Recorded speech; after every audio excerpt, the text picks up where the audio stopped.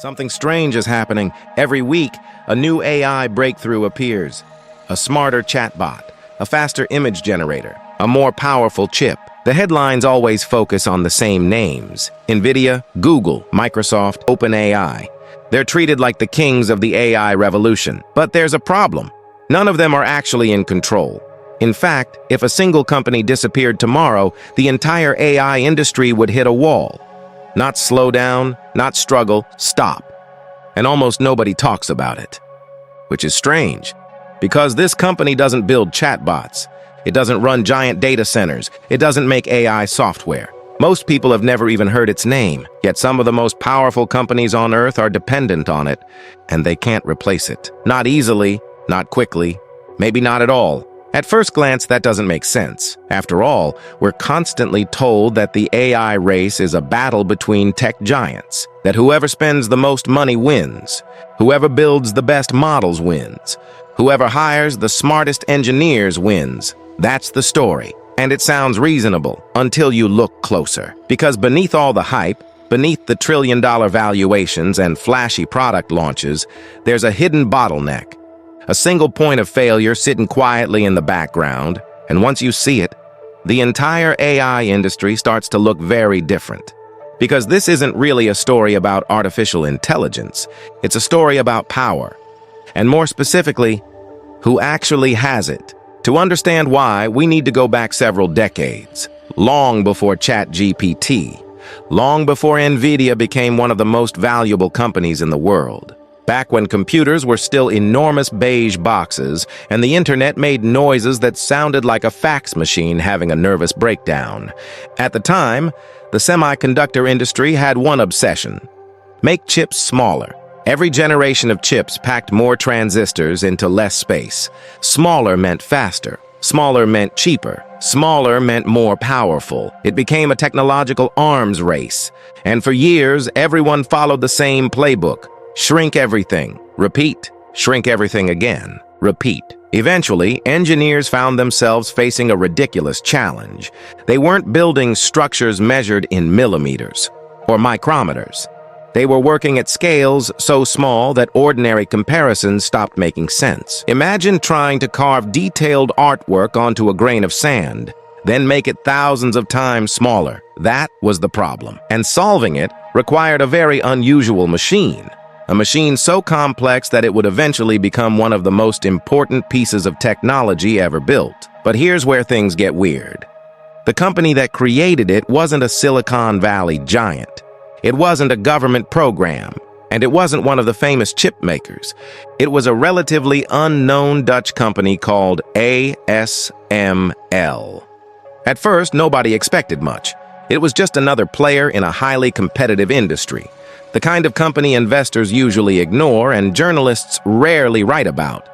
But while everyone else was focused on making chips, ASML focused on making the machines that make the chips, which sounds significantly less exciting. It's the technological equivalent of becoming famous for selling shovels during a gold rush, except these weren't normal shovels. These were the only shovels capable of reaching the gold. And over time, that distinction became very important, because chip manufacturers kept running into the same problem.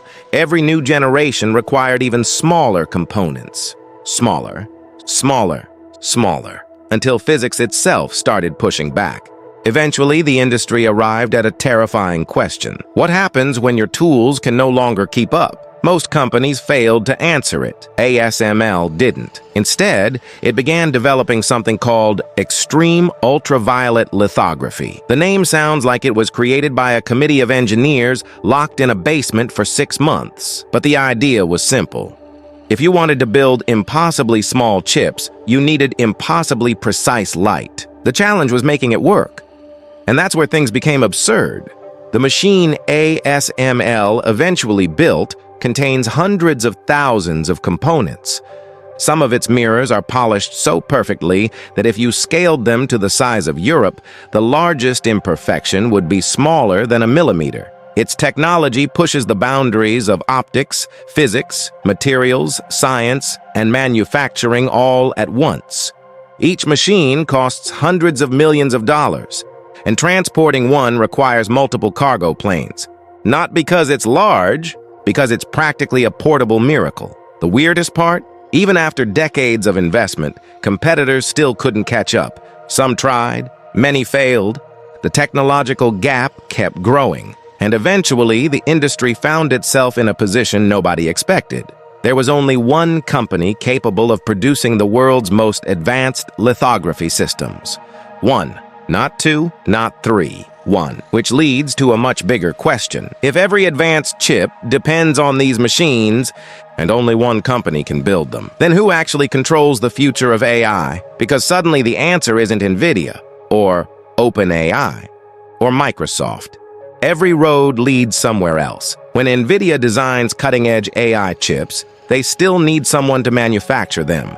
When manufacturers produce those chips, they still need advanced lithography systems. And when they need those systems, there's really only one place to go: ASML. It's like discovering that every airline in the world depends on a single company making jet engines. Except the dependency may be even stronger.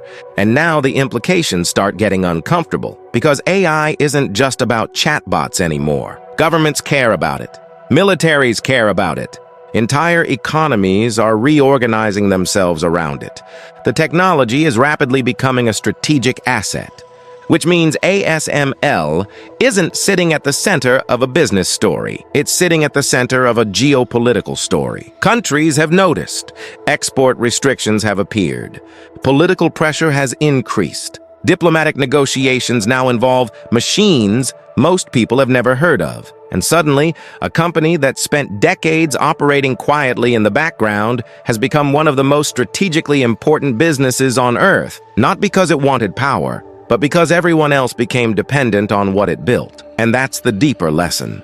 Power doesn't always belong to the company everyone recognizes. Sometimes it belongs to the company nobody notices, the company behind the company, the bottleneck, the hidden piece of infrastructure that everyone takes for granted until they can't access it anymore. Which brings us back to where we started. The AI revolution appears to be driven by software, by algorithms, by giant tech companies competing for dominance. And that's true, but only on the surface. Beneath it all sits a much stranger reality.